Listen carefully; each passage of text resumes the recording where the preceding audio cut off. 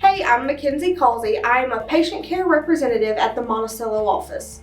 And I'm Pollyanna and I'm a community liaison at the Monticello office. Our role in our office is to do education and meetings with families to educate them on our different services. So during those visits with the families, we call it our goals of care visits.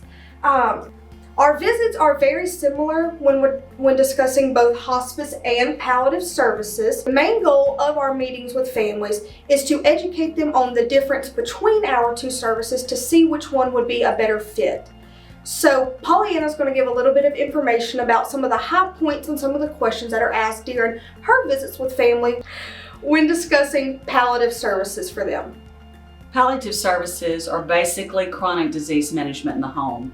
A lot of people hear that word palliative and they associate it with cancer, but actually it is chronic disease management for all types of disease processes. So anybody with a chronic disease can be on palliative services. We like to call it house calls because that's literally what it is. We have nurse practitioners that travel and they will go to the home of a family and do a doctor visit in the home like the old days.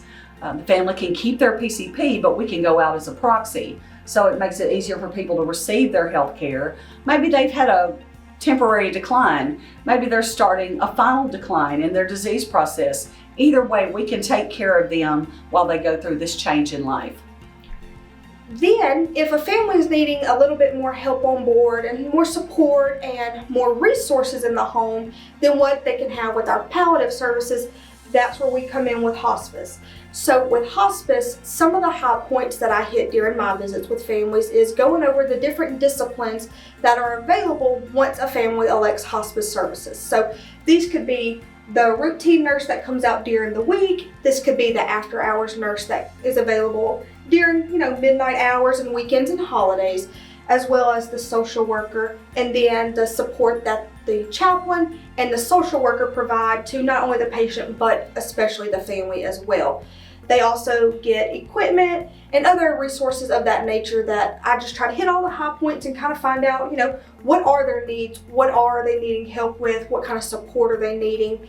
Just so that way I can intertwine all of, their needs with the care that we provide in the home. One of the major differences between palliative or house calls and hospice is the amount of extra care that you get in the home.